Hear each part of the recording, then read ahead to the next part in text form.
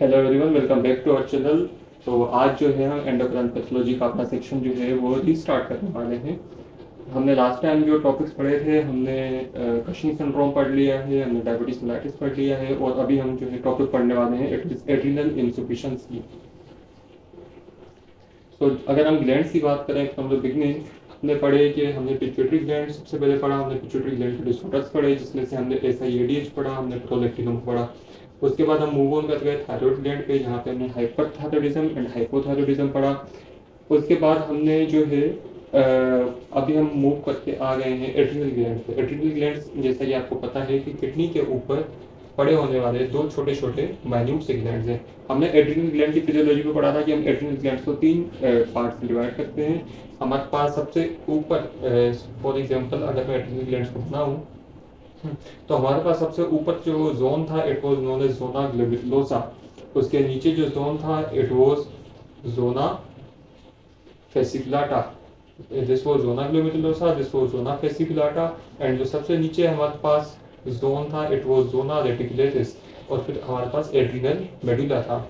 जो zona glomerulosa है उसका काम होता है कि वो मिनरलोकोर्टिकोइड्स की सिक्रेशन करवाता है। मिनरलोकोर्टिकोइड्स में हमारे पास जो मेन मिनरलोकोर्टिकोइड था इट वाज एल्डोस्टेरोन। एल्डोस्टेरोन का काम हम पढ़ के आ चुके हैं। एल्डोस्टेरोन जो है वो बॉडी में वाटर की कंसंट्रेशन को बढ़ाता है।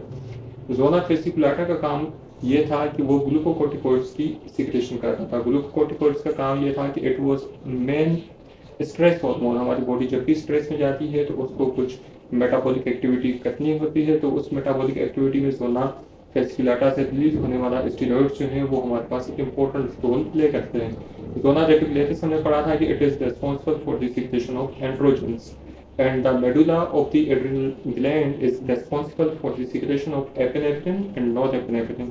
हम इसका फंक्शन भी बाद में डिटेल में पढ़ेंगे, और जोना रेटिकुलेटिस का सेक्शन हम रिप्रोडक्टिव सेक्शन में पढ़ेंगे। For now और concern is zona glomerulosa and zona fasciculata. Zona fasciculata में आता है कशिंग सिंड्रोम, जो कि हमने लास्ट टॉपिक में पढ़ लिया है, और अभी हमारे पास रह गया है जोना ग्लोमेरुलोसा की pathology.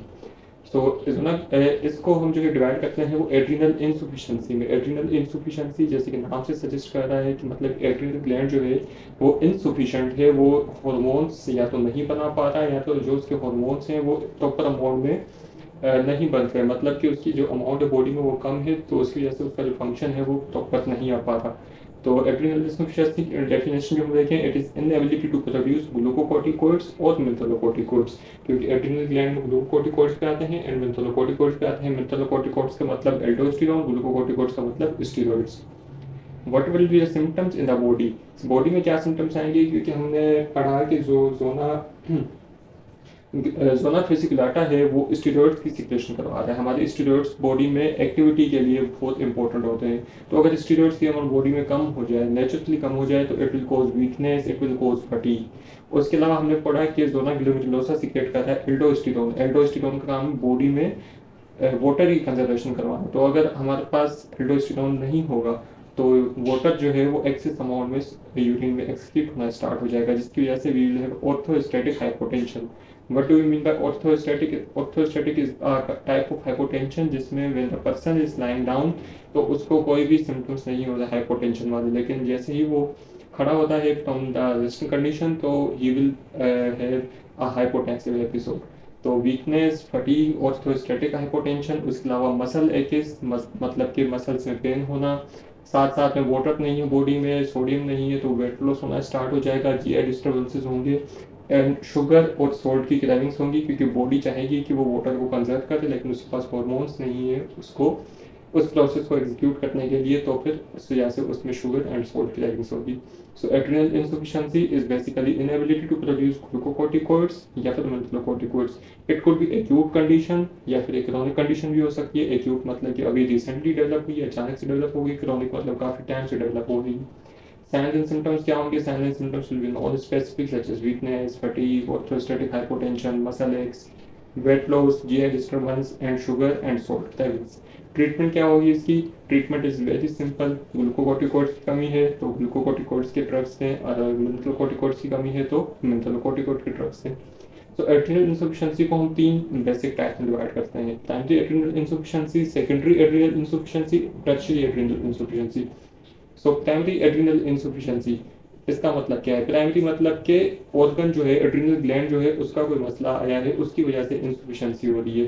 Primary adrenal insufficiency is due to decrease in the gland function, मतलब कि ग्लैंड ही काम नहीं कर रहा, वो कोर्टिसोल और एल्डो के अमाउंट को कम प्रोड्यूस कर रहा है, जिसकी वजह से हमारे पास सारे सिम्टम्स आते हैं, जैसे कि हाइपोटेंशन।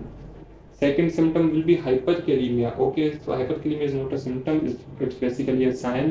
इसका symptom ये होता है कि hyperkalemia में body aches आने लग जाते हैं. So hyperkalemia is a sign, body aches is a symptom.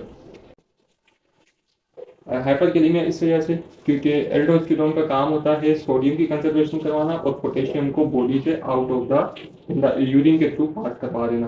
तो ऐसी कंडीशन जिसमें एल्डोस्टेरोन नहीं है, तो सोडियम जो है वो यूरिन में लॉस हो रहा है और पोटेशियम जो है वो कंजर्व हो रहा है। क्योंकि एल्डोस्टेरोन का अगर हम यहाँ पे लिख देते हैं, एल्डोस्टेरोन का काम होता है पोटेशियम की एक्सक्रीशन को बढ़ाना और सोडियम की कंजर्वेशन करवाना। लेकिन एल्डोस्टेरोन क्योंकि हमारे पास नहीं है, तो पोटेशियम की एक्सक्रीशन कम होगी, जिसकी वजह से पोटेशियम जो है बॉडी में स्टोर होने लग जाएगा, जिसकी वजह से वी विल डेवलप हाइपरकेलेमिया। और हाइपरकेलेमिया के साथ हमेशा एसोसिएटेड होता है मेटाबॉलिक एसिडोसिस। मेटाबॉलिक एसिडोसिस का रीजन ये है कि जब भी बॉडी में पोटेशियम बढ़ेगा, this potassium will exchange itself with the hydrogen ion with in the cell. हमारी बॉडी में जो सेल्स होते हैं उनमें हाइड्रोजन की अमाउंट ज़्यादा होती है, पोटेशियम की अमाउंट कम होती है। लेकिन हाइपरकेलेमिया की कंडीशन में क्योंकि बॉडी में पोटेशियम की अमाउंट बढ़ गई है, तो हाइड्रोजन पोटेशियम एक्सचेंजर के थ्रू पोटेशियम सेल के अंदर चला जाएगा और हाइड्रोजन जो है वो बाहर आ जाएगा। जब भी हाइड्रोजन बॉडी में एक्यूमुलेट होने लग जाएगा, it will cause metabolic acidosis. उसके अलावा hyperpigmentation. What's the reason for hyperpigmentation? हमने लास्ट टाइम पढ़ा था कि ACTH की अगर ओवर सिक्रेशन होने लग जाए तो फिर हमारे पास हाइपर पिगमेंटेशन होने लग जाती है। उसका रीजन ये है कि मेलानोसाइट स्टिमुलेटिंग हार्मोन एक ऐसा हार्मोन है जो ACTH के साथ रिलीज हो रहा होता है। तो जब भी ACTH की अमाउंट बढ़ेगी, MSH की अमाउंट ऑटोमेटिकली बढ़ेगी। जब भी MSH की अमाउंट बढ़ेगी, it will cause hyper pigmentation. सवाल ये आता है कि ACTH की अमाउंट क्यों बढ़ गई है? तो उसका रीज़न ये है क्योंकि एड्रिनल ग्लैंड जो है वो इनसफिशिएंट है, मतलब कि वो हार्मोन्स प्रोड्यूस नहीं कर रहा।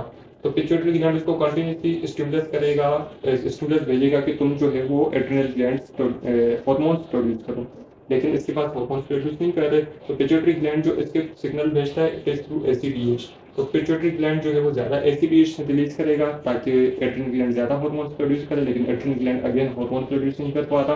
तो पिट्यूटरी ग्लैंड और ACTH के अमाउंट को बढ़ाएगा।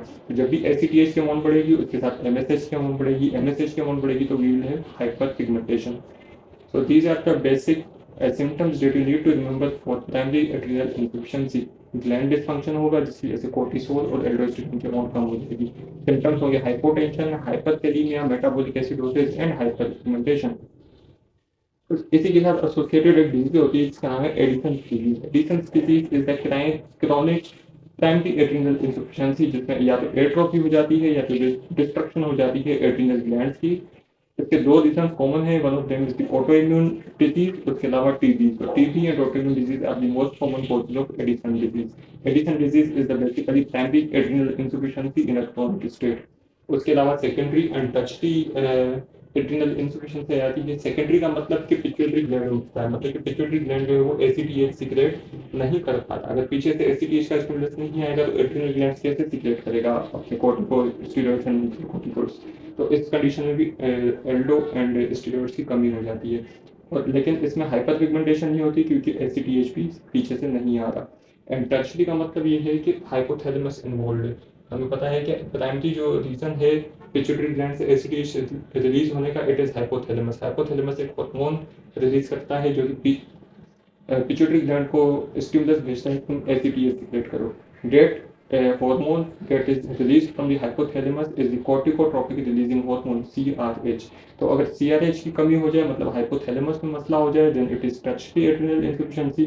अगर पिट्यूटरी ग्लैंड में मसला हो जाए, it is secondary adrenal insufficiency। और अगर एड्रिनल ग्लैंड में मसला हो जाए, it is primary adrenal insufficiency।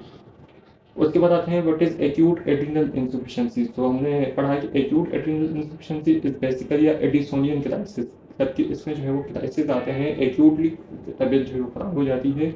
It is because of, अगर आपके पास फॉर एग्जांपल एड्रिनल ग्लैंड्स आप सपोज करते हैं जो कि पहले से फंक्शन नहीं कर रहे, वो हार्मोन्स जो है प्रोड्यूस नहीं कर पा रहे, उसके ऊपर कोई स्ट्रेस आ जाए, जैसे कि इन्फेक्शन हो जाए, ट्रॉमा हो जाए, कोई ऑपरेटिव तो उसकी चलो हो जाए। तो हमारे पास एड्रिनल ग्लैंड जो है वो स्ट्रेस की कंडीशन में जाने लगते हैं, क्योंकि हमारे पास उनका काम होता है स्ट्रेस हार्मोन को रिलीज करना, डेट इज स्टीरॉइड्स। तो जब भी स्ट्रेस की कंडीशन में जाएंगे वो स्टीरॉइड्स प्रोड्यूस नहीं कर सकते, तो फिर वो जो है वो एडिसोनिक क्राइसिस में चले जाएंगे, हमारी बॉडी जो है वो उसको टेप अप नहीं कर पाएगी। तो ऐसी कंडीशन में जो सिम्टम्स आएंगे it will be non specific such as acute abdominal pain, nausea, vomiting, altered level of consciousness, और सीवियर कंडीशन में बॉडी जो है वो शॉक की हालत में भी जा सकती है। The last topic that we are going to study is the Waterhouse-Frederick syndrome. So Waterhouse-Frederick syndrome is an easy topic. It is basically a bilateral adrenal hemorrhage, मतलब कि both adrenal glands जो हैं उनकी hemorrhage हो जाए और दोनों जो adrenal glands हैं वो नाकाफा हो जाएं, वो useless हो जाएं। So it is bilateral adrenal hemorrhage. इसका रीज़न ये होता है कि meningococcemia. So meningococcemia is a bacterial infection जो कि अगर बॉडी में सेप्टिसीमिया करवा दे तो फिर वो adrenal glands की भी hemorrhage करवा देता है। तो ऐसी कंडीशन को हम बोलते हैं वॉटरहाउस-फ्रेडरिक सिंड्रोम। इसके सिम्टम्स क्या होंगे? इसके सिम्टम्स होंगे फीवर, अगेन इन्फेक्शन है तो फीवर होगा, पेटिची क्योंकि मेनिंजोकॉक्सी है तो पेटिची होगा, और सेप्सिस मतलब कि बॉडी में जो है इन्फेक्शन फैल चुका है। तो it was all about the endocrine pathology. अगर आपको कोई भी क्वेश्चन हो तो आप जो है कमेंट करके पूछ सकते हैं। अगर वीडियो अच्छी लगी हो तो please like, share and subscribe. Thank you.